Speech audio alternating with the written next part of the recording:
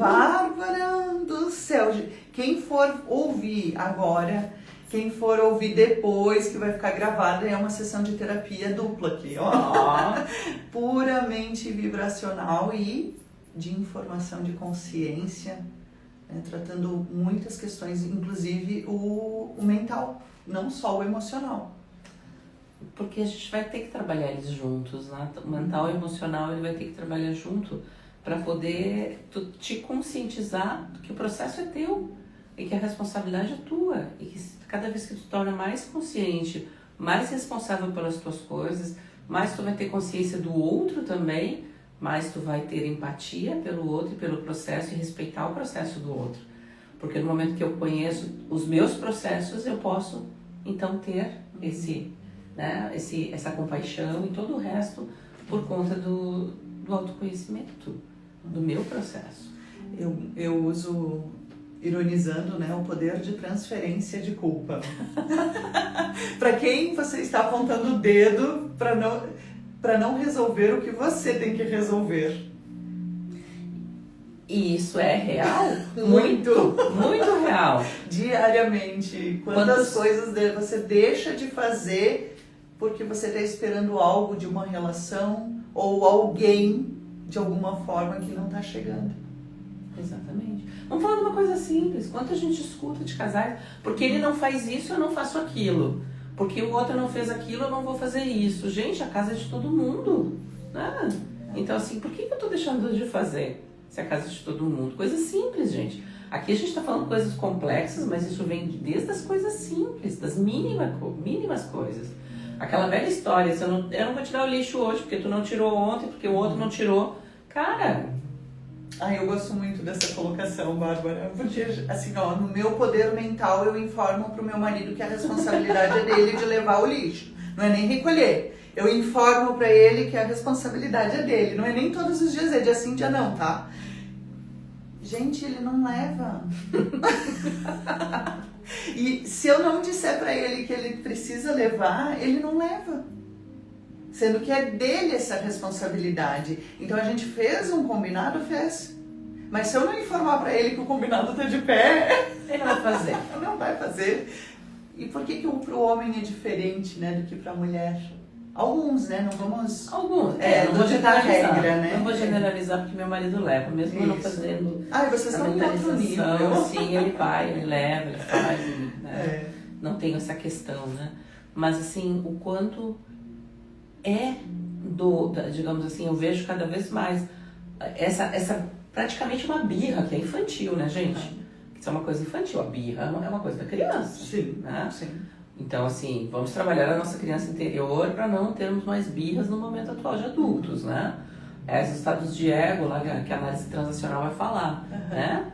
Vamos trabalhar os egos lá que estão sapateando e vamos trazer para uma consciência do adulto, né? Então, assim, o quanto eu preciso realmente, né? No momento que eu me responsabilizo e que eu não quero ser o salvador também do outro, o quanto que eu posso perguntar assim, mas o que você precisa? Sim. E aí, você sabe o que você precisa? Será que o outro sabe o que precisa? Ou ele só quer, às vezes, estar apontando o dedo? Que é mais fácil, né? Não preciso olhar pra mim.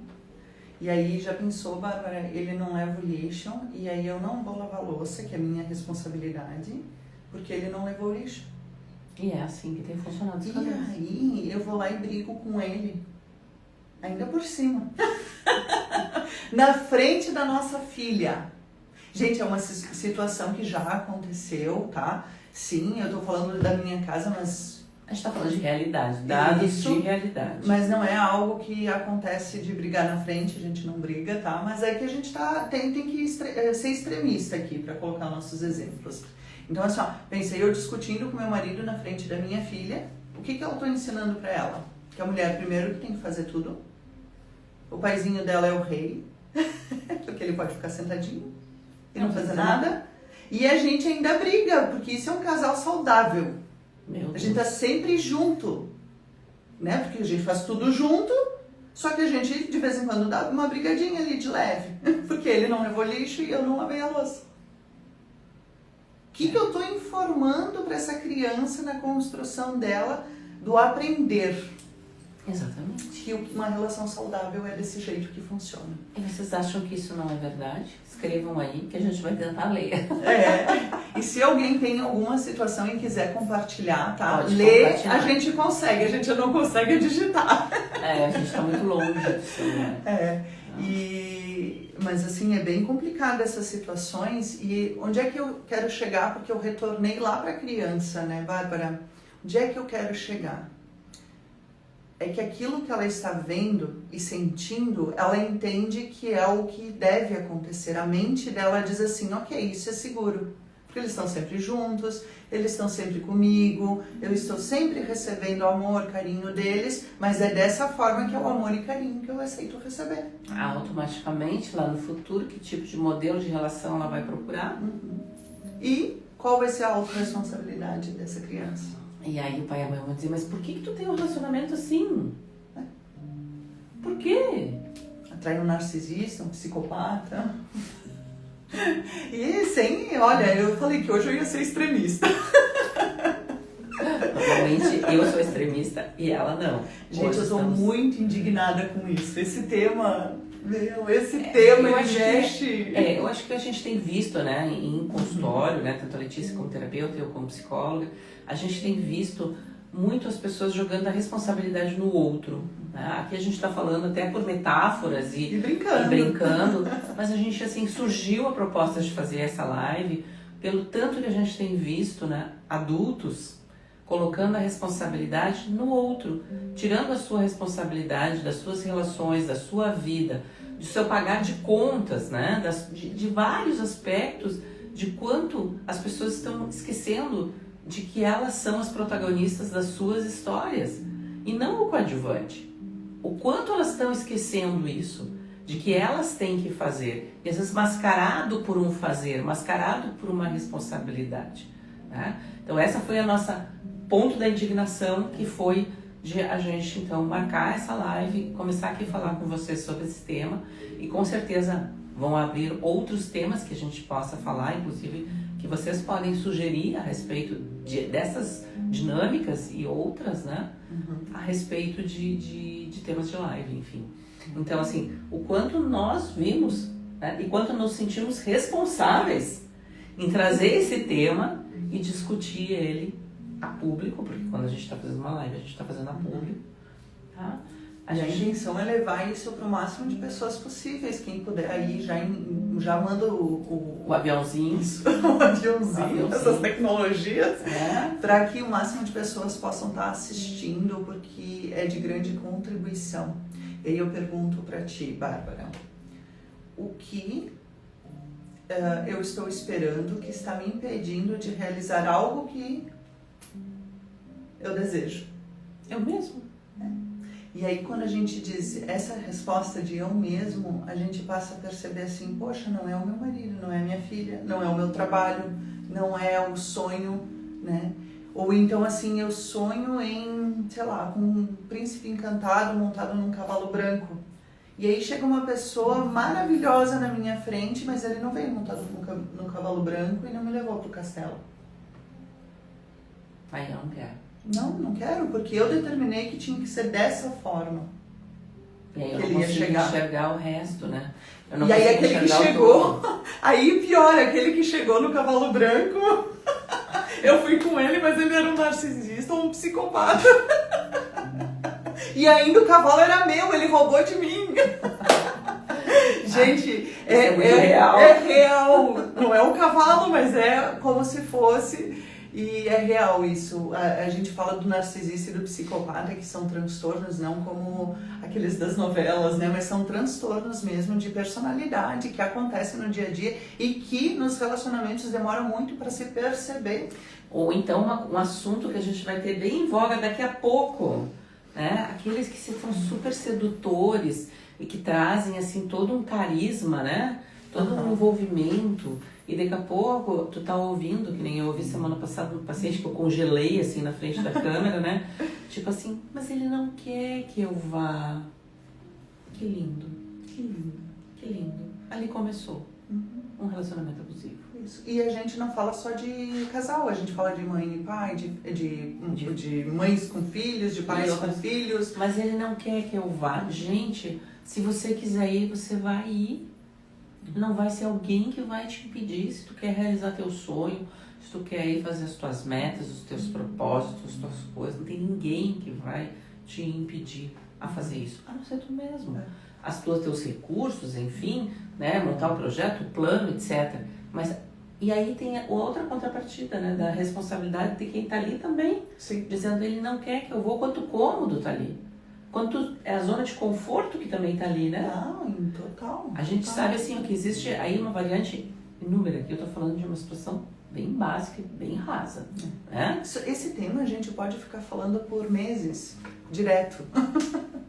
Muita coisa. Muita coisa. Muita coisa, né? O quanto eu me responsabilizo pela minha vida, né? Pelas minhas situações, pelos meus propósitos, sobre o meu querer ou não querer, o quanto é confortável eu ficar, que o outro se responsabiliza por mim. É tão fácil, né, gente? Às vezes parece fácil, né? Mas é bem difícil.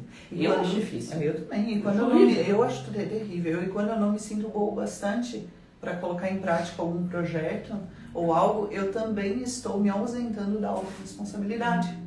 Porque quando eu não coloco em prática algo que me alinha com o meu propósito, o meu querer, o que acontece? Eu me afasto daquilo que me cabe, por medo, por insegurança, por não ser boa o bastante, né? O que eu estou esperando? Um reconhecimento de mamãe e papai? Ou, sei lá, um tapinha nas costas? Interessante. Hoje eu falando, né, com uma pessoa, eu disse, o que tu tá esperando? Alguém que vem, te ponha no colo e te leve? Pegue na sua mãozinha e diz, eu sou sua armadura. Vem, vamos. Sim. Isso é responsabilidade da sua vida. Você está esperando que alguém faça por você. Né? Então isso não é a responsabilidade do outro fazer por mim. Quem tem que fazer por mim sou eu. E muitas vezes acontece nos nossos próprios atendimentos. As pessoas vêm buscando esse acolhimento, essa resposta e tomada de consciência, sabe? Mas se a gente não pegar na mão e fazer algo, eles não fazem nada, então é isso?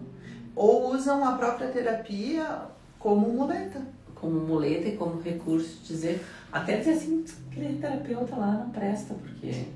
Não mudou nada na minha vida. Não mudou nada na minha vida. Mas será que está aberto para mudar a sua vida? Se você estiver aberto, o terapeuta vai estar ali. Tá?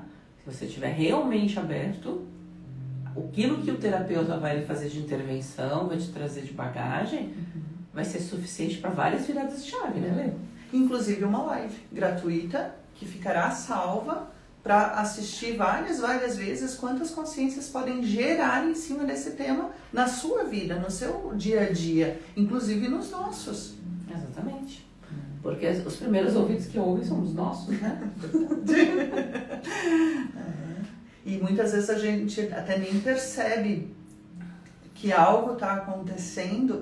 Eu falo muito de casa porque no trabalho eu estou 100% presente, mas em casa eu tenho que dar um passinho, assim, um esforcinho. Eu gosto tanto do meu trabalho, não que eu não goste da minha família, eu amo minha família, mas eu encontro os maiores desafios na minha família, no dia a dia, né? Não dizendo que é ruim, eu amo muito conviver porque é onde eu mais aprendo, estar presente e consciente com aquilo. Porque se eu chegar em casa logo depois do trabalho e começar a fazer uma coisa e outra, eu começo a fazer tudo. eu tenho os perfis, né, de salvadora, de guerreira. Não, eu sou um trator. Adorei. Eu sou um trator, eu vou lá, vou catando tênis, meia, já vou botando pra lavar, já vou guardando louça. Se eu não estiver presente nem consciente, exatamente. Se bobear, nem dou boa noite pra minha família. Onde é que já se viu isso? É bem isso. E o quanto é mais importante a presença do que fazer o trator. O trator. E aí o poder sentar no sofá e curtir o sofá, o poder assistir um filme com a família, comer uma pipoquinha, o quanto isso é mais importante para você do que lavar uma louça ou recolher uma meia suja. Né? O quanto isso te alimenta, estar ali sentado. Então assim, ó, lá atrás eu aprendi que primeiro a casa tinha que estar em ordem para poder sentar e descansar. Que isso que era o que funcionava. E hoje eu construí na minha família que o mais importante é a gente ter tempo de qualidade juntos, né? E aí sim a gente organizar a casa. Tu sabe que prioridade. Tu sabe que isso me lembrou uma história. Já contei em alguma live isso aqui, vou contar de novo. Lá quando eu comecei a atender, eu atendia numa igreja, que era a igreja luterana, lá da minha cidade. E tinha o grupo assim das senhoras que vinham para o Oase, né? E daí tinha uma senhora que ela vinha fazer terapia comigo, ela dizia que ela não podia vir, porque o marido e o filho vinham almoçar e ela não conseguia lavar a louça ligeiro para ir. Então ela perdia aquele momento de prazer com as amiguinhas dela lá. E como é que ela ia ficar com a louça suja na pia, sair com isso? Isso. Daí eu disse pra ela, mas eu disse assim, vou contar uma coisa pra senhora, se a senhora partir hoje e a louça estiver lá, eles vão recolher, vão botar no lixo, vão fazer outra coisa, e foi-se. Né? E eu disse, quem sabe tu arranja outro, ou nesse dia eles não vêm almoçar, ou nesse dia eles, né, se arranja uma outra estratégia. Na outra sessão ela chegou e ela disse, eu arranjei uma estratégia. Eu disse, qual foi a estratégia? Arranjei um pano bem bonito, eu boto por cima da louça. Ela disse assim, porque se eu morrer no meio do caminho, ninguém viu a minha pia cheia de louça suja. Ai, esses dias eu vi uma propaganda da Shopee que tem a estampa da pia limpa. Que tu coloca em cima da pia, ele é até aquele pano mais durinho, sabe, que fica retinho. Aí bota assim, tem até a estampa ali da pia limpinha. Acho que é ela que foi a precursora disso, né?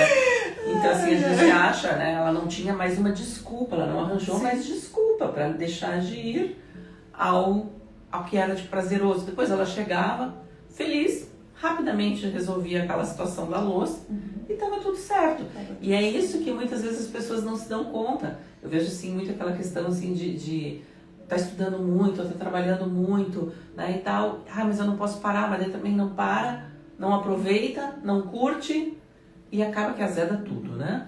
E nada fica feito, né? Não. Nada fica o check de concluído, porque se tu tá querendo muito estar com a tua família fazendo alguma atividade, mas tu tens que fazer outras coisas, aí tu vai atropelando tudo de alguma forma que não fica bem feito nada. Não está presente em lugar nenhum. Nada. Está meia presença. Isso quando não constrói aquele muro de raiva. E ainda descarrega em cima da família. Né? E botando que a culpa é deles, né? Não esquece que a autorresponsabilidade não é minha, é de vocês, porque vocês não fizeram. Eu vou ter que fazer. Eu sou a salvadora. Isso. Eu tenho que fazer. Trator. Gente, a gente falando de casa, mas no trabalho acontece muito disso.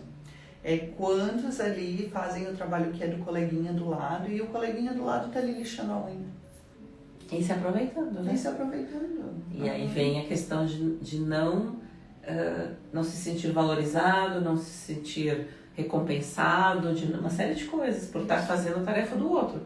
Quando ele devia estar devolvendo para o outro a tarefa, né? Ou orientando como fazer, né? No mínimo, olha, você precisa concluir a tua tarefa, isso cabe a você. Você precisa de ajuda para fazer essa tarefa? Sim, eu preciso que tu faça isso. Não. Você precisa esclarecer algo para que a tua tarefa seja feita por ti.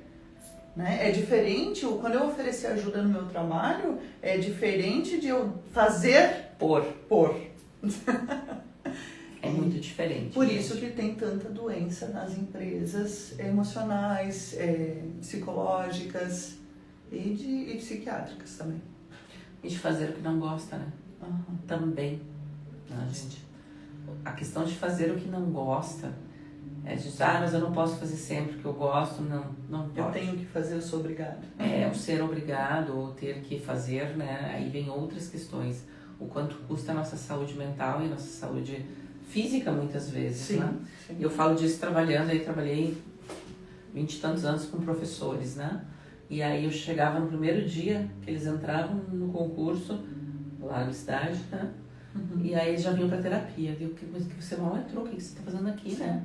Odeio a sala de aula. Você vai passar 25 anos, no mínimo, fazendo uma coisa. Você se dedicou para fazer uma prova para poder entrar nessa faculdade. Sim, no concurso. Uma faculdade, um concurso. Então, assim, vai passar. E gera adoecimento, gente. Gera adoecimento. Aquela escolha gera um adoecimento. Isso. E muitas vezes essa dor de não aguentar fazer aquilo não é nem sobre o fazer aquilo. É sobre estar fazendo o que não lhe cabe. E aí a construção daquele sonho de fazer se torna um pesadelo. Cheio de doenças. E fardos. Nossa. E acúmulos, e acúmulos, e acúmulos. E aí no fim não sabe mais como sair, né? Não. E de que eu tô me distraindo para não olhar? Que eu me entreti tanto com esse fardo e agora eu não consigo mais nem sair daqui. E ficam amarrados mesmo. Ficam presos, né? Aquela situação, ou aquele emprego, ou enfim, ficam ali. E é tudo distrações para não estarem no seu presente, consciente. No seu processo. É simples? Não, não é.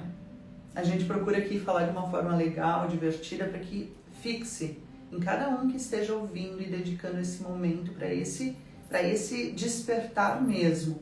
Mas, se você parar e olhar ali do que você está realmente se distraindo quando você está atropelando tudo.